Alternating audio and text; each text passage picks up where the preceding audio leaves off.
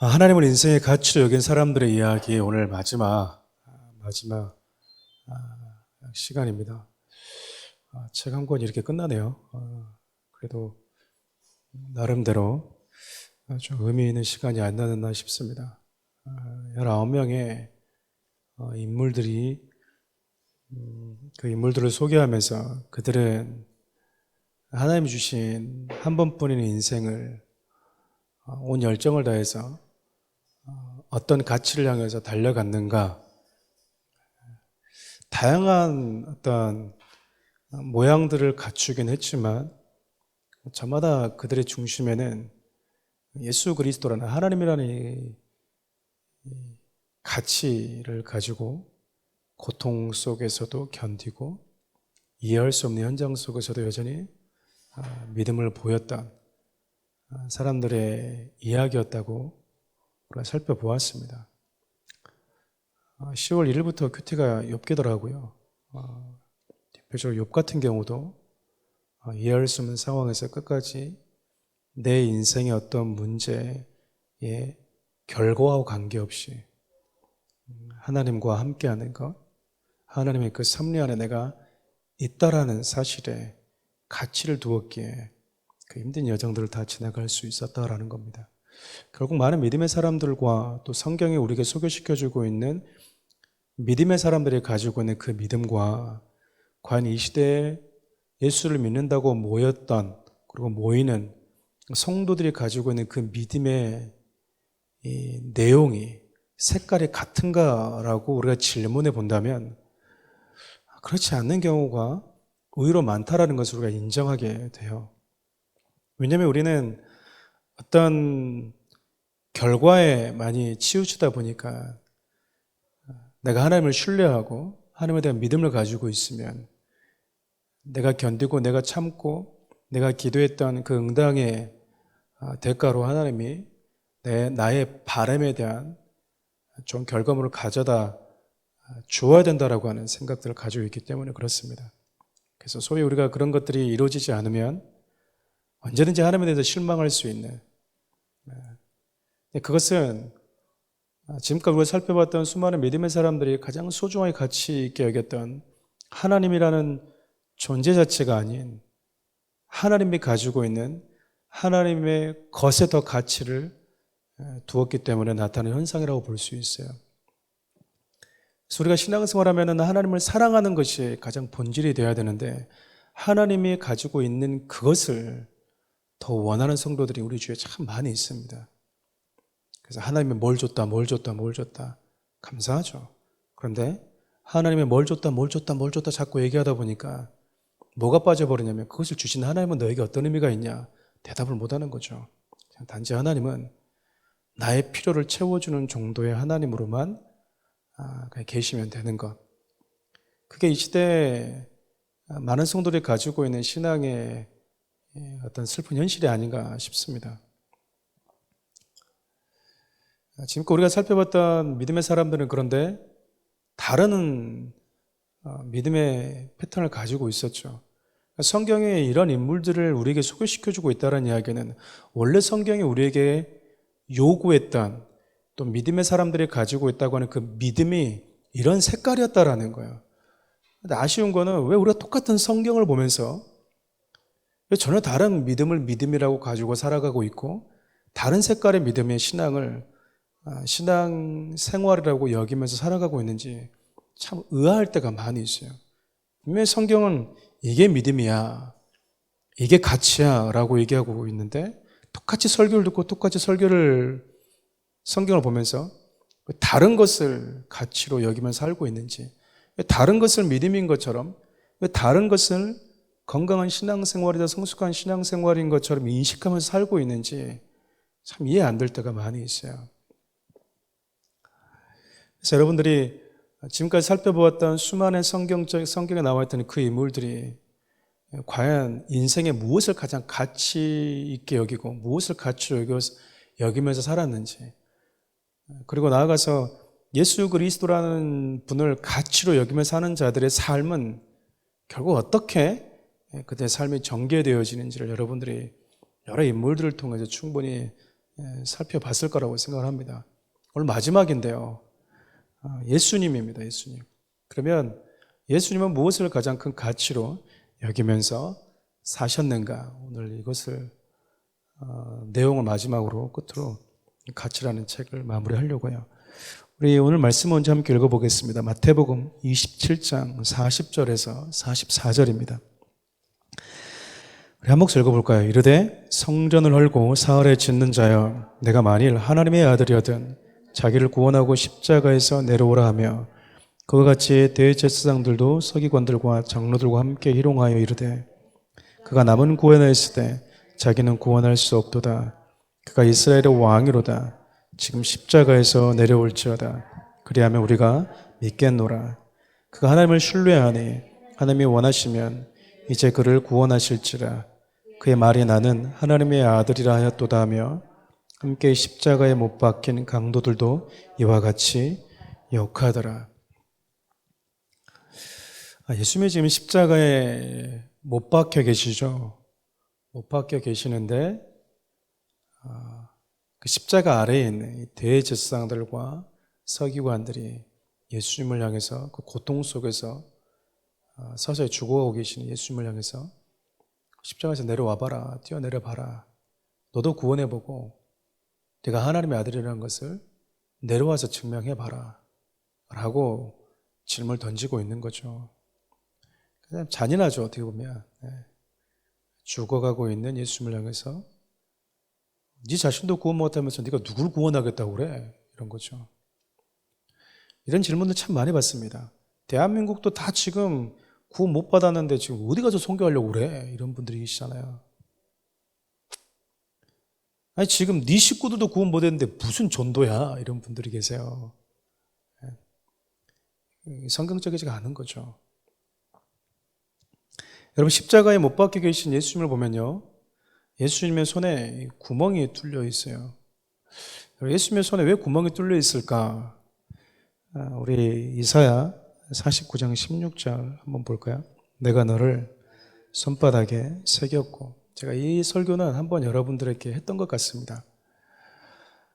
사랑하는 자녀를 둔 부모가 멀리 전쟁을 떠나거나 그리고 간절히 돌아오기를 바라는 이 부모들이 손바닥에다가 자녀들 이름을 계속해서 이렇게 썼다라고 얘기를 해요.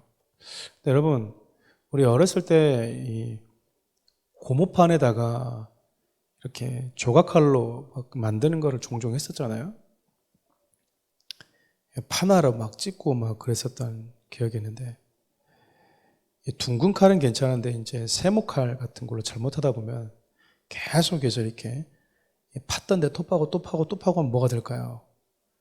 고무가 구멍에 뚫릴 때가 있습니다.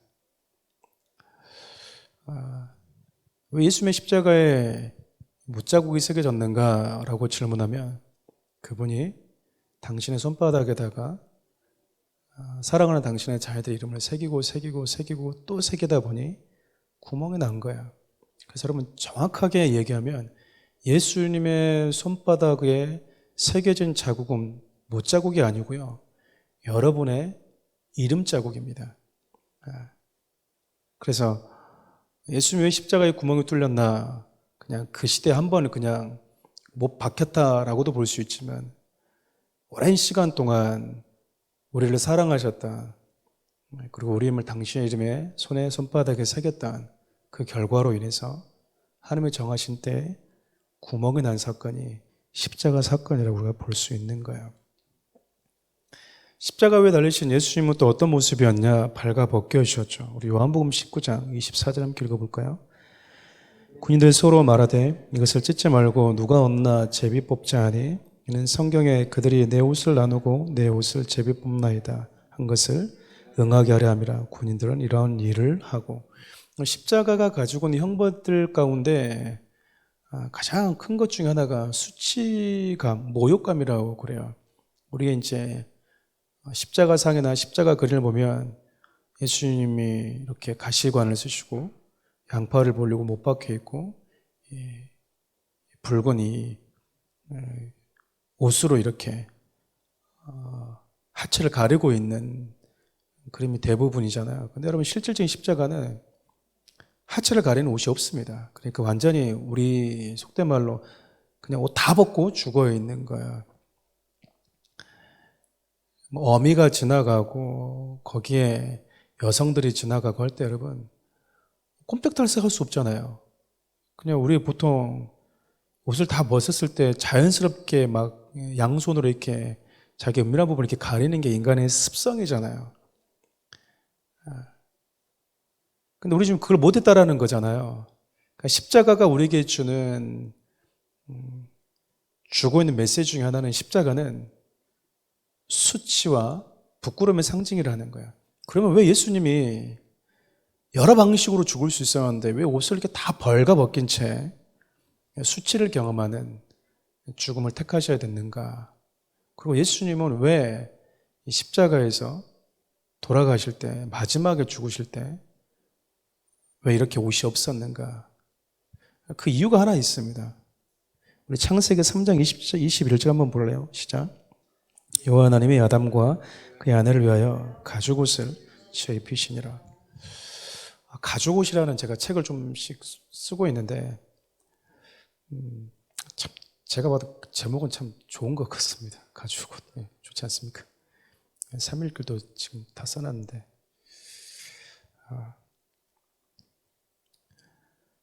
아담과 하와가 이렇게 범죄했을 때 여러분 이들이 본능적으로 뭘 알게 됐냐면 자기가 벗은 줄 알고 수치스러워했어요. 그래서 뭐 했냐면 무화과 나무 잎으로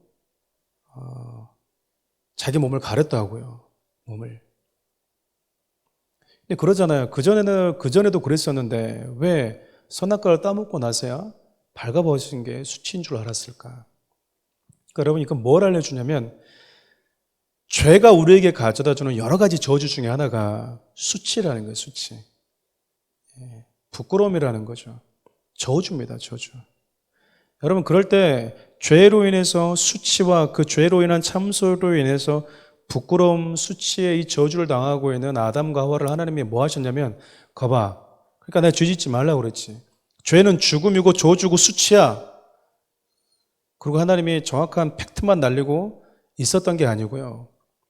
그들에게 뭔가를 하시는데 가죽옷을 지어 입힙니다. 그러니까 저와 여러분들의 이해하는 방식으로 성경에 기록되어 있는 방식으로 보면 가장 먼저 이 가죽을 잡아서 껍데기 벗기신 분이 누구예요? 하나님이신 거죠. 성경에 기록되어 있는 걸로 본다면 하나님이 가죽 짐승을 잡아서 그 가죽을 겉옷을 입혔다. 그들의 부끄러움, 수치를 죄로 인한 수치를 덮어주기 위해서 여러분 100%이 하나님이 잡으신 이 가죽은 우리를 대속해서 죽으신 우리의 수치를 가려주기 위해서 죽으신 예수 그리스도를 상징해요. 그러니까 여러분 응당 우리 주님이 가지고 있어야 될 가죽옷을 벗겨서 누구에게 줘버렸던 거예요? 아담에게 줘버린 거예요 이미. 그러니까 저 여러분들에게 주었다라는 겁니다. 그러니까 우리 주님은 뭐가 없는 거예요? 가죽옷이 없는 거예요. 그러니까 여러분 십자가에서 죽으시기 위해서 우리 주님 행하셨던 모든 것 하나하나에 하나님과 단절된 인간들이 경험해야 될 죽음, 저주, 고통이 무엇인지 그것을 감당하신 예수님의 모습과 그것을 대신 감당해 주기 위해서 우리 주님이 어떻게 어떤 과정을 통해서 죽으셨는지 성경에 그걸 기록하고 있다는 거예요.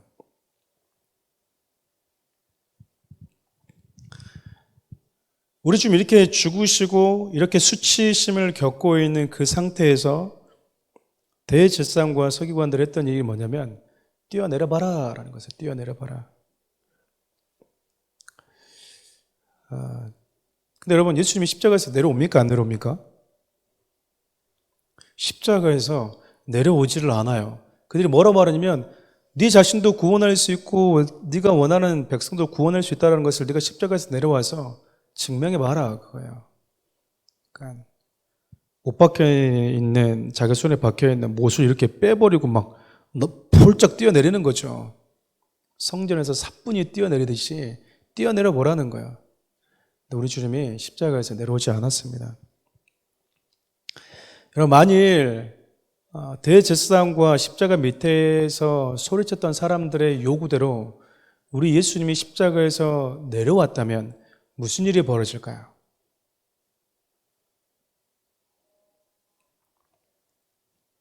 예수님이 십자가 내려오시게 되면 무슨 일이 벌어지냐면 그분이 하나님이시라는 사실과 그분이 하나님이라고 하는 하나님으로서의 권위는 사라지지 않아요.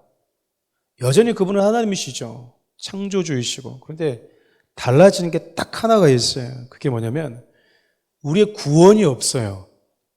우리의 구원이 없다고요. 그래서 고린도서 15장 17절은 이렇게 이야기를 합니다. 한번 읽어볼까요?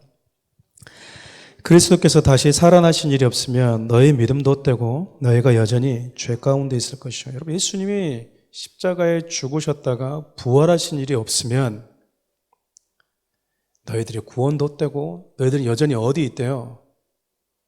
죄 아래에 있을 거라고 그렇게 얘기를 해요. 그러니까 여러분, 예수님이 십자가에서 내려와 버렸다 그러면 여전히 우리는 구원도 없고 죄와 죽음 아래 그냥 머물러 있는 겁니다. 아무런 일이 우리에게 일어나지 않는 거예요. 그러니까 우리 주님이 하나님이 아니셔서 혹은 십자가에서 내려올 수 있는 능력이 없어서 안 내려온 게 아니고요. 하나님이 정하신 죄를 감당하신 세상 죄를 감당하고 짊어지는 어린 양으로서의 사명을 우리 주님이 십자가에서 죽으셔야만이 해결되기 때문에 우리 주님이 내려오지 않았던 거예요.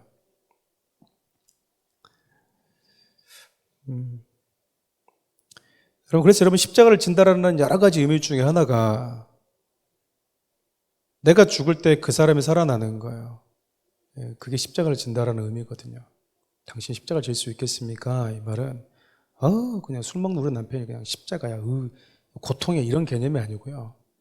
내가 묵묵히 십자가를 질 때 주님이 원하시는 방식의 믿음의 길을 걷고 그 자리에 머물러 있을 때 내가 양쪽에 바퀴 못 빼고 그냥 풀쩍 뛰어내릴 수 있지만 내가 안 하는 이유, 그렇게 해야지 그가 산다면 기꺼이 주님이 가신 길을 따라가는 게 십자가를 지는 길입니다. 그러니까 여러분, 우리 주님이 그러면 왜 이런 일들을 하셨나? 왜 이렇게까지 우리 주님이 꼭 하셔야 됐을까? 제가 쓴 책의 마지막 이 챕터예요. 마지막 단락이 이렇게 기록이 되어져 있더라고요. 제가 썼는데 이렇게 기록이 되어져 있더라고요. 잘 썼어요, 제가 보니까. 한번 읽어볼게요. 온 세상에 내게 이렇게 물었다. 하나님이 뭐가 아쉬워서 피조물인 인간을 위해 이렇게까지 하시는 겁니까? 라고 말이다. 그 이유는 오직 하나. 내가 너희를 사랑하기로 결정했기 때문이다. 너희는 내 생명보다 소중하단다. 너희는 하나님의 나의 모든 것을 걸게 만드는 가장 큰 가치이다.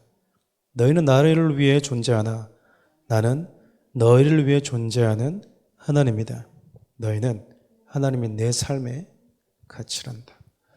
여러분, 그러니까 우리 주님이 왜 이렇게까지 했냐? 뭐가 가치가 있으니까 그렇게 했던 거예요. 사람은 의미 있고 자기가 가치 있게 여기지 않는 것에 여러분 단돈 10원도 투자하지 않을 뿐만 아니라 자기의 생명은 더더욱 투자하지 않습니다. 그런데 하나님이신 창조주이신 예수님이 왜 십자가에서 이런 모독과 자기가 창조한 피조물로부터 이런 수치까지 경험하시면서 그렇게 야, 하나님이 저것밖에 안 돼? 라는 그런 비아냥 소리를 들어가면서까지 왜 십자가의 모든 수모를 견뎌냈냐 그 말이에요. 그게 저와 여러분 때문이라는 거예요. 저 여러분 때문에. 여러분 이사야 43장 21절 보면 이런 말씀이 있어요. 이 백성은 내가 나를 위하여 창조했다라고 얘기를 해요. 이 백성은 내가 나를 위해 창조했대요. 그러니까 여러분, 저와 여러분은 누구를 위해서 존재하는 자입니까? 하나님을 위해서 존재하는 사람이다 그 말이에요. 그래서 우리가 그걸 가지고 항상 뭐라고 얘기하냐면 그래 우리는 하나님을 위해서 존재하는 사람이야. 나는 주의 영광을 위해서 사는 사람이야. 다 우리가 그렇게 이야기하잖아요. 근데 거기 하나 생략되어 있는 게 있어요. 감히 제가 이사야 43장 21절에 생략되어져 있는 그 뒤에 문구가 있다면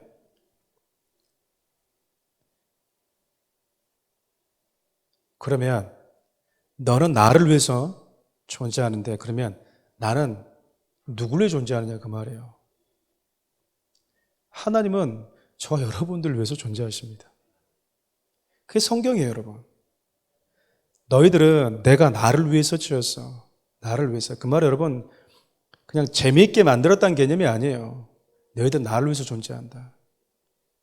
그러나 나는 너희들을 위해서 존재한다. 그게 성경의 이야기입니다.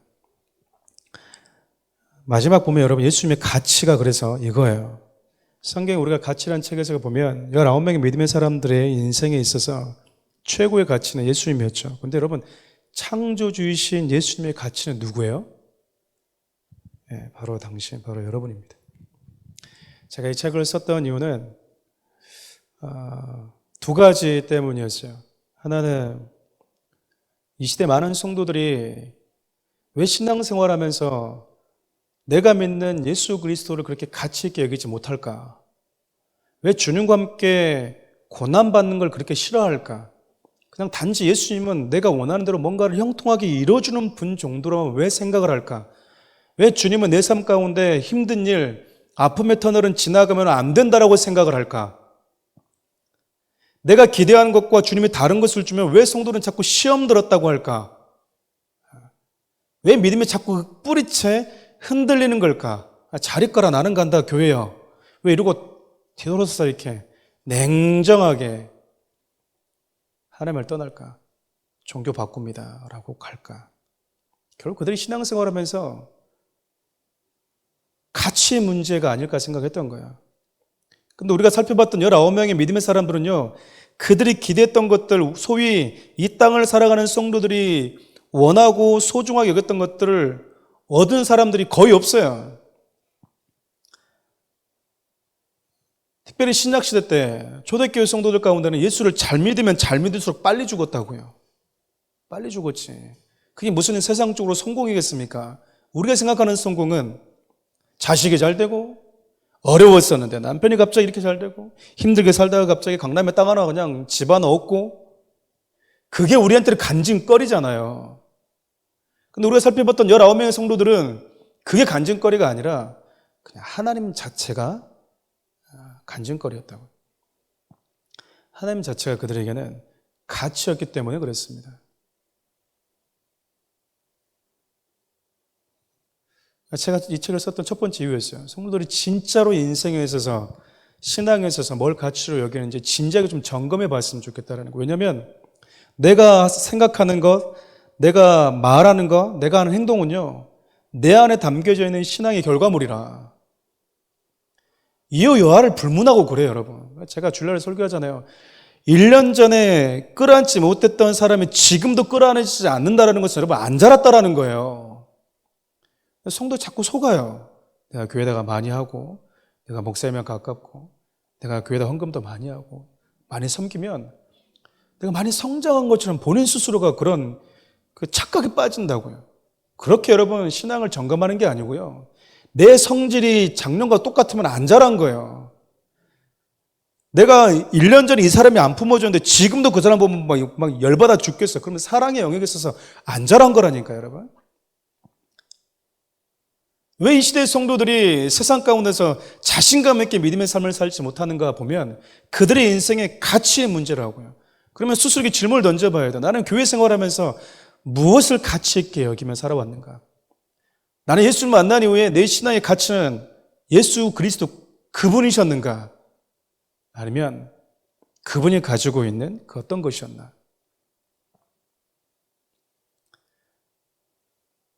내 삶의 어떤 결과로 인해서 자녀가 잘 되는 것도 중요한 결과물이지만 그 결과를 이뤄가는 과정 속에서 내가 만났던 하나님이 가치 있게 다가오냐 그 말이에요.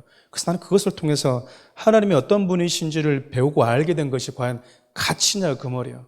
욥의 고백처럼 귀로 들었던 그 하나님을 이제 눈으로 본받고 만져봐야 된 것이 내가 지금까지 겪었던 수많은 모든 것을 잃어버리면서 내가 누리고 있는 그 하나의 가치가 수많은 것들을 잃어버리면서 얻어야 될 만큼 충분한 가치가 있냐라고 스스로에게 질문을 던져보라고 그 말이에요. 여러분, 사랑하는 우리 교회 성도들, 저도 마찬가지인데요. 우리 좀 있으면 하나님 나라 갑니다. 간다고요. 주님이 부르면 우리는 가요. 조금 있으면. 근데 그분 앞에 섰을 때 저를 포함해서 여러분들 어떤 모습을 설 거냐 그 말이에요. 주님이 함께 해주셔가지고 이 땅에서 그냥 떵떵거리면서 살았습니다. 그게 과연 간증거리가 될까 그 말이에요.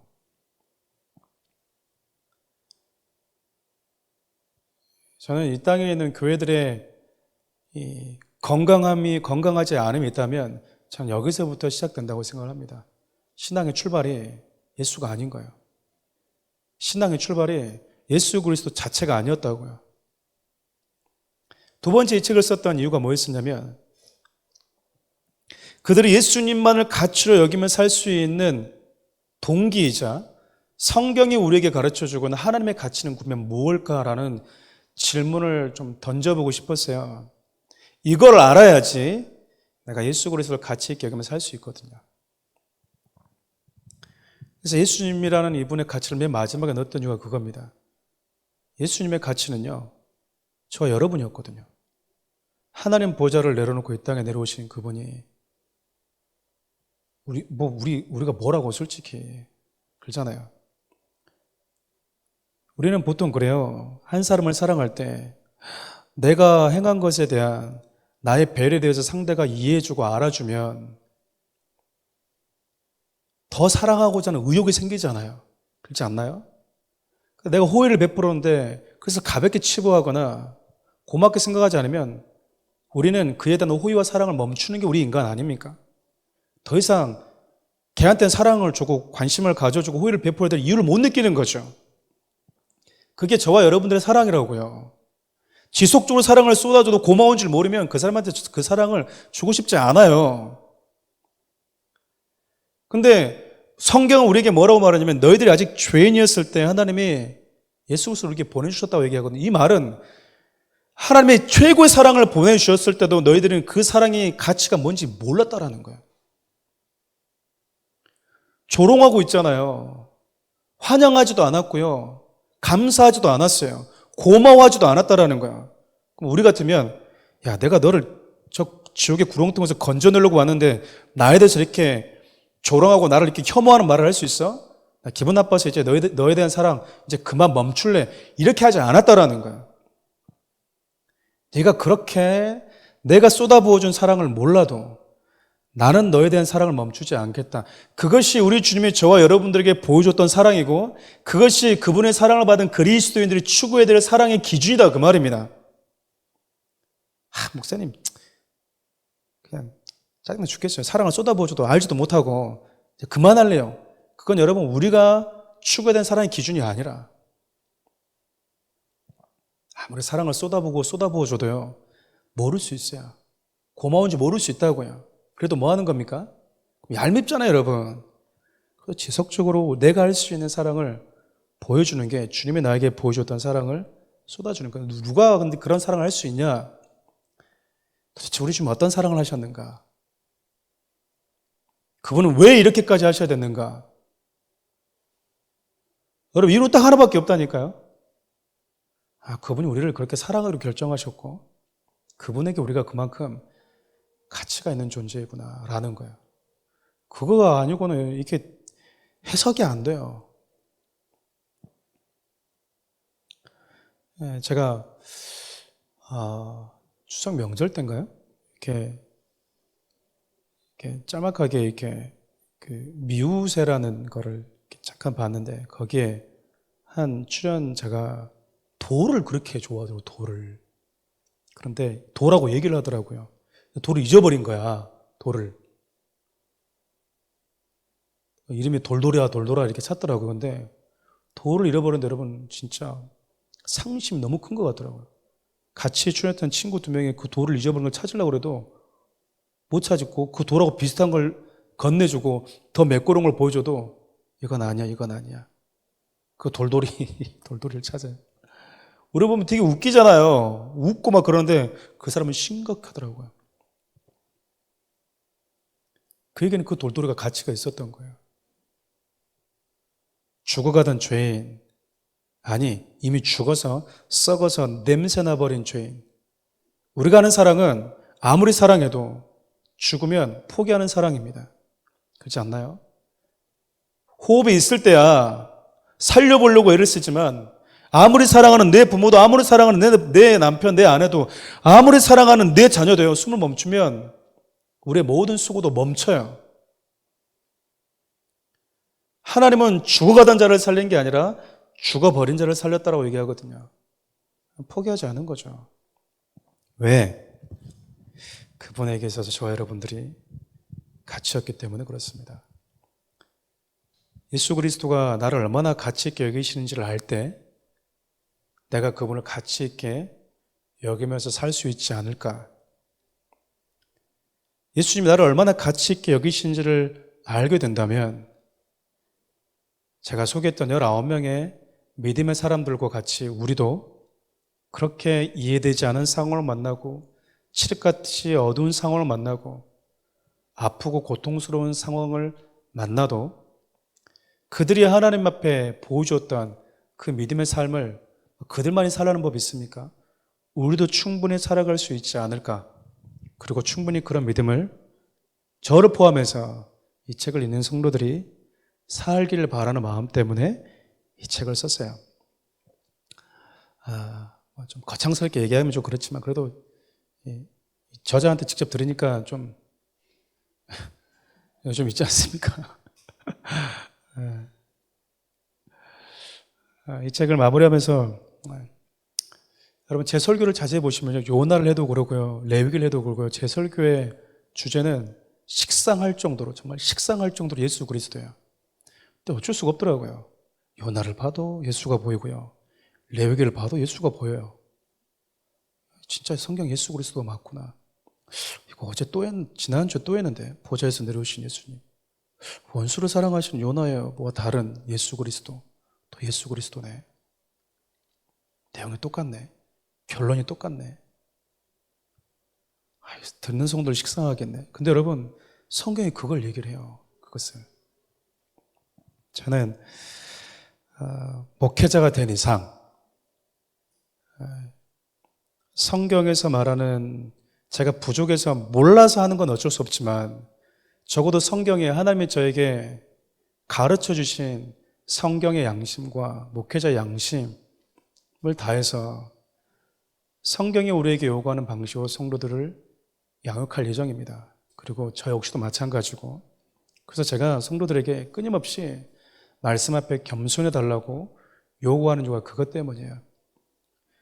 서로간에 다 다양한 사람들이 함께 부딪히는 이 현장 속에서 생각이 다르고 추구하는 게 다르고 가치를 두는 것이 다를 수 있겠지만 여전히 그 안에서 우리가 그를 사랑하고 우리 주님이 그를 끌어안으셨고 우리 주님이 그를 충분히 가치 있게 여기셨다면 나도 그를 충분히 가치 있게 여길 줄 아는 그 마음을 가지고 우리가 영혼을 바라볼 수 있는 것, 그리고 나아가서 우리 주님이 가장 아름답고 영광스러운 하나님의 보좌를 내려놓고 우리는 어쩌면 그것을 가치 있게 여기고 그것을 추구하면서 살아가는 이 세상 속에서 우리 주님 그걸 뒤로하고 우리 가운데 오셨다면 성도들 모두가 다 그 예수 그리스도께 가치를 두면서 살아가도록 해주는 게 교회의 역할이고 목회자 역할이라고 생각합니다. 사랑하는 성도 여러분, 우리가 살아있다는 것은 기쁘고 즐거운 일도 만나지만 힘들고 슬픈 일도 우리를 기다리고 있다는 의미이기도 해요. 기쁘고 즐거울 때 하나님 감사합니다라고 말하는 것은 상대적으로 그렇게 어렵지 않습니다. 그런데 어둡고 아프고 이해되지 않은 상황 속에서 주님은 여전히 나에게 선하십니다고 말하는 것은 쉽지 않아요.